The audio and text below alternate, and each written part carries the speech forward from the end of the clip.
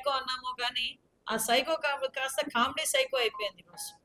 ఆ సైకో వ్యక్తి ఈరోజు ఇప్పటికీ కూడా అమరావతి మీద అంటే తన అక్కసు వెళ్ళగక్కడం అన్నది నిజంగా చూస్తా ఉంటే ఒక రకంగా చెప్పాలంటే బాధ అనిపించింది.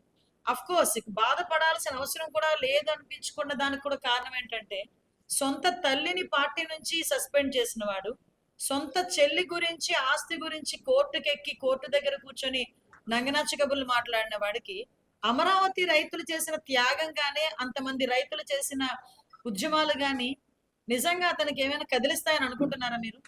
అలా కదిలిస్తాయి అనుకోవడం మన అవివేకం. అది కాస్త ఇంకొంచెం ఏదో అంటారు కదా, ఆ పిచ్చి పరాకాష్ఠకి చేరిందనమాట. పిచ్చి పరాకాష్ఠకి చేరి మినిమం నాలెడ్జ్ లేకుండా అసెంబ్లీలోని వాళ్ళు ప్రవేశపెట్టి బిల్లు పెట్టగలిగింది మేము వస్తే మేము పెట్టలేము అంటే ఇప్పటికీ అదే విధ్వంసంకి ఉన్నాడు. అరే 151 సీట్ల నుంచి 11 సీట్లకి దిగజార్చిన తర్వాత అయినా ఎలాంటి మనిషికైనా ఎంతో కొంత పశ్చాత్తాపం ఉంటుంది, ఎలాంటి మనిషికైనా ఎంతో కొంత కనువిప్పు కలగాలి.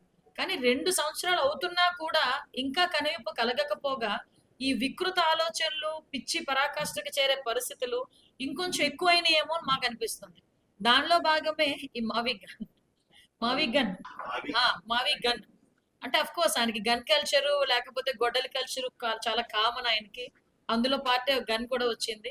అంటే ఇంకెందుకు అవన్నీ పోయి బాబాయ్ గొడ్డలను లేకపోతే గొడ్డలి గన్ అని ఏదో పెట్టుకుంటే సరిపోయింది కదా.